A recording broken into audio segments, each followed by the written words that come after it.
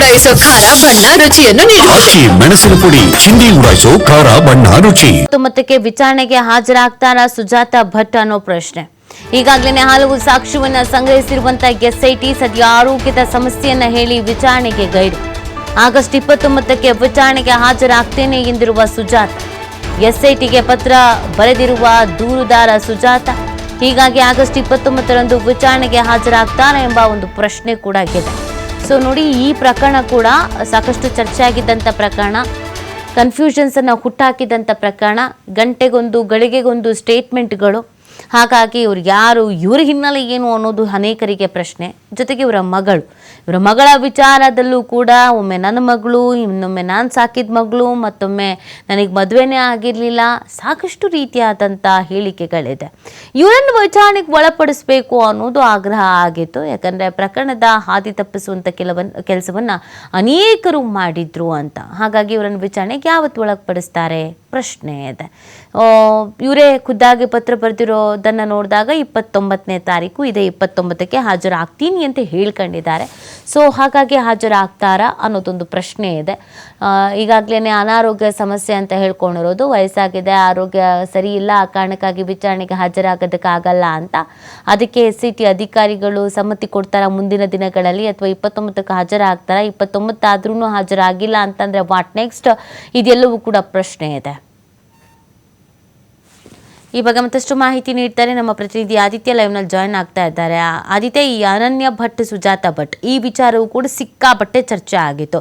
ಗಂಟೆಗೊಂದು ಗಳಿಗೆಗೊಂದು ದಿನಕ್ಕೊಂದು ಸ್ಟೇಟ್ಮೆಂಟ್ ಅನ್ನು ಕೊಡ್ತಾ ಇದ್ರು. ಇವ್ರ ಹಿಂದೆನೂ ಯಾರೋ ಇದ್ದಾರೆ ಎನ್ನುವಂಥ ಬಲವಾದಂತಹ ಅನುಮಾನವನ್ನ ಕೆಲವರು ವ್ಯಕ್ತಪಡಿಸ್ತಾ ಇದ್ರು. ಇದೀಗ ವಿಚಾರಣೆಗೆ ಒಳಪಡಿಸ್ತಾರ ಅನ್ನೋ ಪ್ರಶ್ನೆಗಳ ನಡುವೆ ಇವರೇ ಪತ್ರ ಬರೆದಿದ್ದಾರೆ, 29ಕ್ಕೆ ಹಾಜರಾಗ್ತೀನಿ ಅಂತ. ಹಾಜರಾದ್ರೆ ಏನು, ಆಗದೆ ಇದ್ರೆ ಏನು, ಸಾಧಕ ಬಾಧಕಗಳ ಬಗ್ಗೆ ನೋಡೋದಾದ್ರೆ ನೀತಿ ಹೌದು, ಸುಜಾತ ಭಟ್ ಪ್ರಕರಣವೇ ಈ ಇಡೀ ಪ್ರಕರಣಕ್ಕೆ ಒಂದು ಟರ್ನಿಂಗ್ ಪಾಯಿಂಟ್ ಅಂತ ಹೇಳ್ಬೋದು. ಯಾಕಂದರೆ ಇಲ್ಲಿ ಏನು ಸತ್ಯಗಳು ಒಂದಿಷ್ಟು ಹೊರ ಬಂದಿದ್ವು ಅವರ ಬಾಯಿಂದಲೇ, ಅದು ಜನಾಭಿಪ್ರಾಯವನ್ನು ಕೂಡ ಬದಲಿಸಿತ್ತು, SIT ತನಿಖೆಯ ಹಾದಿಯನ್ನು ಕೂಡ ಬದಲಿಸಿತ್ತು.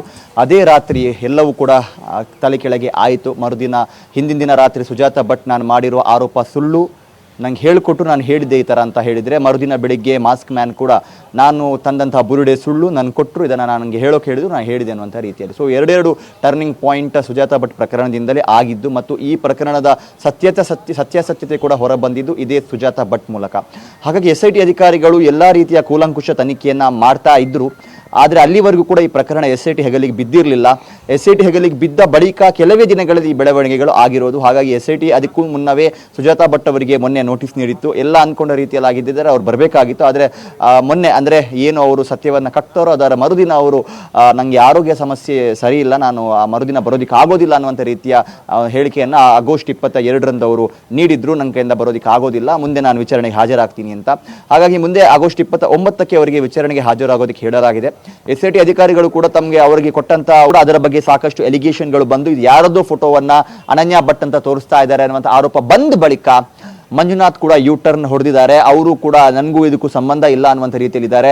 ನಾನೊಬ್ಬ ವಕೀಲನಾಗಿ ನನ್ನ ಬಳಿ ಒಬ್ಬರು ಸಂತ್ರಸ್ತೆ ಬಂದಿದ್ರು, ಆ ಕಾರಣಕ್ಕೋಸ್ಕರ ನಾನು ಎಂಟ್ರಿ ಆದೆ, ಅವರಿಗೆ ಹೆಲ್ಪ್ ಮಾಡೋದಕ್ಕೆ ಹೋದೆ.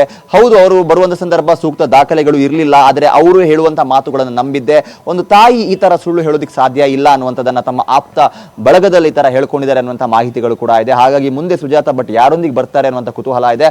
ಮತ್ತೆ ಬುರುಡೆ ಗ್ಯಾಂಗ್ ಕೂಡ ಸುಜಾತ ಭಟ್ ಕೈ ಬಿಟ್ಟಿದೆ. ಈ ಥರ ಸುಳ್ಳು ಹೇಳ್ಕೊಂಡು ನಮ್ಮ ಹತ್ರ ಯಾಕೆ ಬಂದ್ರಿ ಅನ್ನುವಂಥದ್ದನ್ನು ಜಾಡಿಸಿ ಅವರ ಆಶ್ರಯದಿಂದ ಅವರನ್ನ ಕಳಿಸಲಾಗಿತ್ತು ಅನ್ನುವಂಥ ರೀತಿಯ ಮಾಹಿತಿಗಳು ಕೂಡ ಇದೆ. ಇದಾದ ಬಳಿಕ ಅವರು ಬೆಂಗಳೂರಿಗೆ ಹೋಗಿದ್ರು. ಸೊ ಈಗ ಅವರೊಂದು ಅರ್ಥದಲ್ಲಿ ಒಬ್ಬಂಟಿ ಆಗಿದ್ದಾರೆ. ಹಾಗಾಗಿ ನಾಡಿನ ವಿಚಾರಣೆಗೆ ಹಾಜರಾಗ್ತಾರೋ ಇಲ್ಲೋ ಅನ್ನುವಂಥದ್ದು ಈಗ ಸದ್ಯ ಮೂಡಿರುವಂಥ ಕುತೂಹಲ. ನೀತಿ. Thank you Aditya.